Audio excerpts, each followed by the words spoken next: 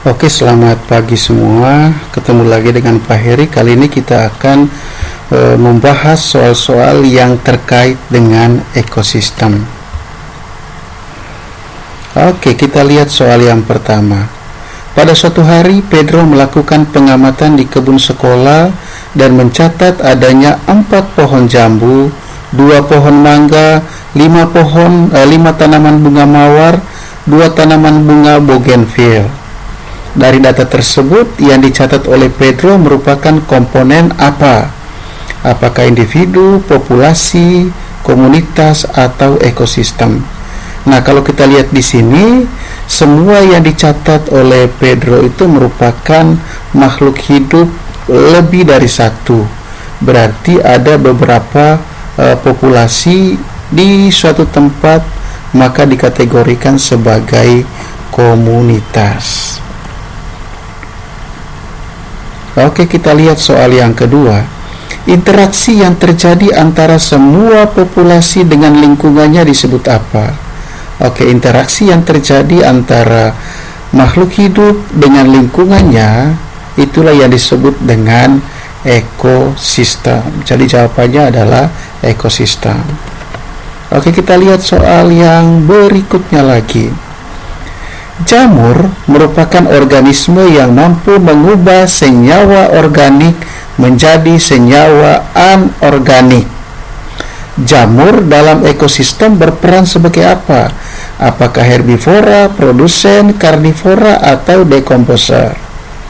Oke, seperti yang kita ketahui bahwa jamur maupun bakteri di dalam ekosistem memiliki peranan sebagai pengurai atau dekomposer.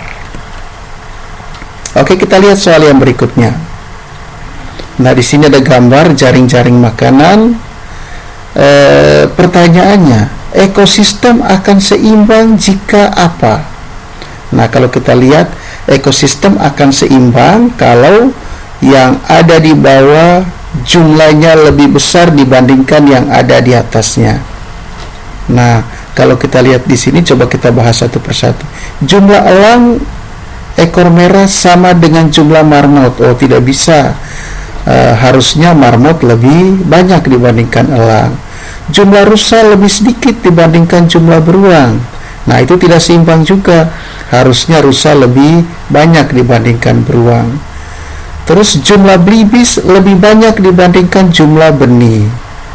Nah, kalau jumlah belibis lebih banyak dibandingkan jumlah benih, benih habis, belibis nggak dapat benih lagi, maka ekosistem tidak seimbang juga. Terus yang D, jumlah beruang dan elang paling sedikit dibandingkan yang lainnya. Nah, kita lihat di sini, elang dan beruang itu merupakan ekosistem puncak, maka jumlahnya harus paling sedikit dibandingkan dibandingkan populasi yang lainnya. Jadi jawabannya adalah D, ya. Oke, berikutnya yang berperan sebagai herbivora. Herbivora itu adalah pemakan tumbuhan. Nah, kalau kita lihat dari gambar, yang berperan sebagai herbivora di sini adalah tikus, belalang, dan ulat.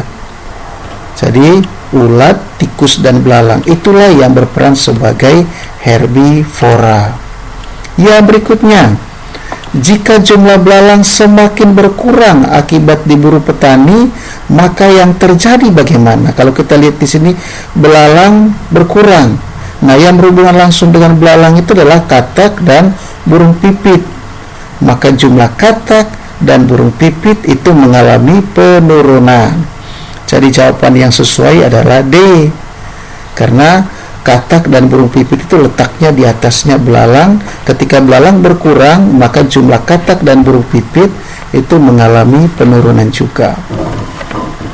Nah, kalau kita lihat gambar yang ini, interaksi yang terjadi pada gambar ini. Nah, ini adalah ikan hiu dan ikan remora. Interaksi yang terjadi antara ikan hiu dan ikan remora adalah komensalisme, di mana yang satu diuntungkan sedangkan yang lainnya tidak berpengaruh, tidak diuntungkan atau tidak dirugikan. Jadi jawabannya adalah C, ya. Oke. Nah, kalau kita lihat gambar berikutnya. Nah, ini ada bunga dan kupu-kupu. Interaksi yang terjadi antara bunga dan kupu-kupu di sini adalah interaksi mutualisme, di mana keduanya saling menguntungkan. Oke.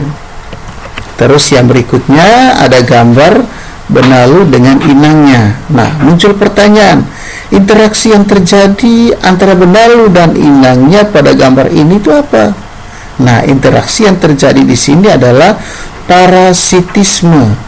Yang satu untung, yang lainnya dirugikan. Oke, jadi dari gambar ini interaksi yang terjadi adalah yang satu diuntungkan, sedangkan yang lainnya dirugikan. Oke, berikutnya ini adalah pohon walnut. Nah, pertanyaannya, interaksi yang terjadi di sini itu bagaimana?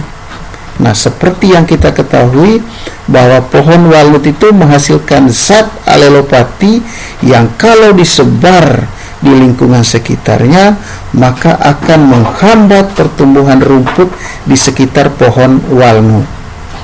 Nah, sehingga yang sesuai untuk soal yang ini adalah salah satu menghambat pertumbuhan dari organisme yang lainnya. Oke, sekarang di sini ada gambar zebra. Nah, pertanyaannya, pola interaksi yang terjadi yang sesuai dengan gambar di samping ini apa? Nah, ini adalah sekumpulan zebra. Zebra ini makan makanan yang sama, sehingga interaksi di antara mereka merupakan kompetisi, ya. Mereka berlomba bersaing untuk mendapatkan makanan yang sama. Oke, berikutnya ini ada gambar zebra. Nah, pertanyaannya, zebra pada gambar di samping dalam satuan ekosistem itu merupakan apa? Nah, kita lihat di sini tuh zebranya hanya satu. Nah, ingat kalau ada makhluk hidup tunggal di dalam habitat itu disebut dengan individu. Kita lanjut ke soal berikutnya. Nah, di sini ada gambar. Nah, muncul pertanyaan, sumber energi utama dari gambar di samping itu apa? Nah, kita ketahui bahwa sumber energi utama bagi makhluk hidup di muka bumi ini adalah cahaya matahari. Jadi walaupun ada sumber energi lain yang didapatkan oleh padi dari lingkungan sekitarnya, tapi yang paling utama adalah cahaya matahari. Nah, sekarang muncul lagi pertanyaan masih di gambar yang sama. Komponen abiotik pada gambar. Komponen abiotik itu adalah komponen semua benda tak hidup. Nah, kalau kita lihat di sini, padi itu makhluk hidup, manusia makhluk hidup, rumput makhluk hidup. Yang semuanya merupakan benda tak hidup itu adalah air, tanah, dan mineral. Oke, kita lanjut ke soal yang berikutnya. Nah, di sini ada gambar jamur, ya.